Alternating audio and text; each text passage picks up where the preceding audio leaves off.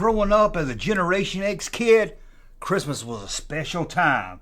And what got us in the Christmas spirit more than watching Christmas specials on television? Let's talk about them. Man, growing up, Generation X, what a special time, right? And one thing to kick off the season of Christmas was those, I don't know, was it claymation? Was it puppets? You know, I'm talking about Rudolph. There was Santa Claus coming to town. They would come on once a year. This was before when you could stream it at any time, pop in a VC. I guess you could pop in a videotape, but I don't know anyone owned it. But once a year, it'd be a big celebration. Man, Rudolph's coming on. Santa Claus is coming down. Frosty the Snowman's gonna have a hat. Oh, it was a special time. But on television, it was more than just Rudolph and all that, because our favorite television shows, from dramas to sitcoms, they would have special Christmas episodes. Oh, it would put you right in the spirit. They would usually come on maybe about a week before Christmas, and really get you in the mood. You're like, oh, I cannot wait for Christmas. And in 1979, the Highway Patrol Officers of Chips got us all into the Christmas spirit with their action-packed episode, Christmas Watch. Anybody see that one? It was a great one. In this episode, John and Ponch, well, you know what they have to do? They have to investigate a string of car robberies. Yes, car thieves. A gang of car thieves are stealing cars. But you're saying that don't sound like Christmas. Don't worry. There's also another plot during this episode where they have to discover who stole the 15th century bell from a local church. That's the Christmas side of this story. I'm not going to spoil anything for you, but if you've never seen that episode, check it out. The second season of Hardcastle and Cormac, their Christmas episode was episode number 10. And Gun Runners, they have framed the judge for murder. No, you're saying this doesn't sound like Christmas at all, Junkman. Being framed for murder during Christmas? How's that going to get you in the Christmas spirit? Trust me, the episode, Hate the Picture, Love the Frame, it gets you in the Christmas spirit at the end. It gets you right there in those Christmas feels.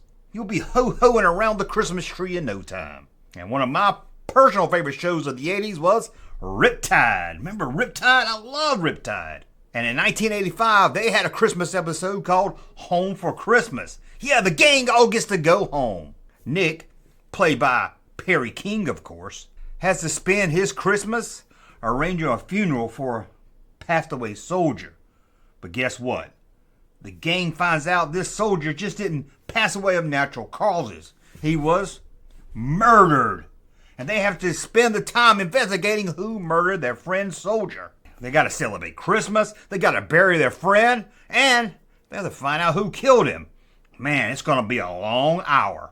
And just 5 days before Christmas, in 1984, Simon and Simon had their Christmas episode. I love Simon and Simon. And in this episode, his title, Yes, Virginia, there is Liberace. I don't remember if Liberace himself was in this episode, but I do remember AJ and Rick, the Simon brothers, they have to help a little girl find her father in Las Vegas. That's not very Christmas. When you think Christmas, you don't think Las Vegas. But don't worry, the Simon gang, they bring Christmas cheer to the Strip. Yeah, to the Strip. Not the Strip, to the Strip, the Las Vegas Strip. And everybody has a good old Christmas time by the end of the show. Now, for most of you, when you hear the name William Shatner, the first thing you think about is Captain Kirk. Not me. The first thing I think about is T.J. Hooker. I loved watching T.J. Hooker as a kid. It would come on like Friday, maybe Saturday. I'd go to my grandma's house and we'd watch it together. We'd get really into it. T.J. Hooker, we loved it. And for Christmas, 1987, we got a T.J. Hooker episode. And we got to see William Shatner dressed up like Santa Claus. Not only was he dressed up like Santa Claus, he had to stop a drug ring while doing it. What can be more Christmas than that? Nothing. Now, by 1987, my favorite show, Riptide, was off the air. But Joe Penny fans, don't worry, he had a new show. A new show where he got to hang out with William Conrad and Jake and the Fat Man. I'll let you decide which one plays Jake and which one plays the Fat Man. You decide and let me know what you think. Anyway, they had a Christmas episode called Have Yourself a Merry Little Christmas.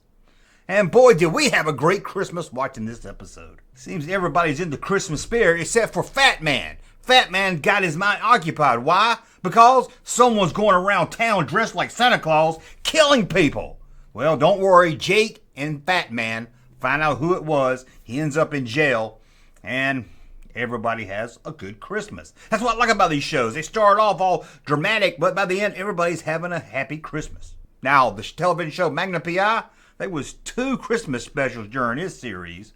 But I'm going to tell you about probably my personal favorite of them is Operation Silent Night. Ooh, just the name right there sounds awesome, doesn't it? Well, this episode, we find TC. You know, the helicopter guy that runs his own helicopter company. He's always mad because Magnum's usually always fuel not paying him. Anyway, TC's flying Rick, Higgins, and Magnum dressed as Santa Claus to some islands in Hawaii. Each one wants to go to a different island. I'm not really sure why, because they never get there because they have to make an emergency landing. And where do they have to land? On an island being occupied by the Navy as they're doing gunnery practice. Is it the end for Higgy, baby? Who knows? Man, Christmas in Hawaii. That sounds like a perfect dream right there. Now you saying, Junkman, that's dramas. That's too much for me. You know, dealing with murder and Christmas all at the same time. You want something lighthearted. You want sitcoms. And boy, did we have some great sitcoms in the 80s. I don't know if you saw it or not, but I did a video last week where I stayed up 24 hours trying to watch 80s television. Some was good, some was bad. A lot of it didn't hold up. But anyway, we're talking about Christmas episodes of sitcoms. And one that goes to my mind right away is Alf. Alf had a 2-parter Christmas special. At least in 1987. The Tanners want to get away for Christmas. They rent a cabin up in the woods. You know, they can't have Christmas anywhere in the house. Mrs. Almighty might come over and see Alf. So they go up to this cabin. Alf turns up missing. And where does he turn up? In a hospital. There, he meets a young girl that's dying. I don't know what she's got. Cancer, AIDS, sickle cell. I don't know what she has, but she's dying. But she makes friends with Alf. This one here is a real tearjerker. It'll get you. It'll get you going. Bring some Kleenex with you when you watch this episode. Now, the next one's a little bit more lighthearted. You're probably not going to cry during it, but it's an episode of Alice. Remember Alice? Now, I think Alice did a Christmas episode every season. I think they did a Christmas episode. But for this video, we're going to talk about the 1979 Christmas episode called Mail the Magi.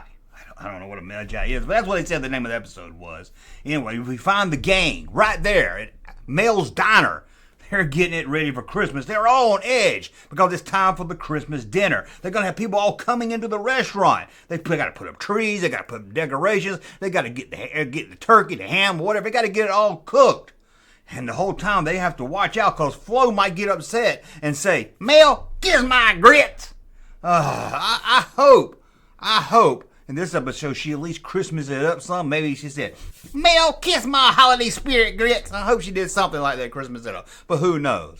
Now let's talk about the Brady Bunch. And I know you're saying, Junkman, there was like a 2-hour Christmas Brady Bunch movie on television about Christmas where Mike Brady's old folks home falls down and traps him under it. On Christmas! An old folks home! But anyway, we're not talking about that. For this, we're going to go way back to 1969, Season 1. The episode, The Voice of Christmas. Mama Brady, Carol Brady, she loses her voice during Christmas. She can't talk. She's got laryngitis. I don't know if anybody's had laryngitis, but this was it's like a go-to staple for sitcoms. She's got laryngitis. She can't talk. But don't worry.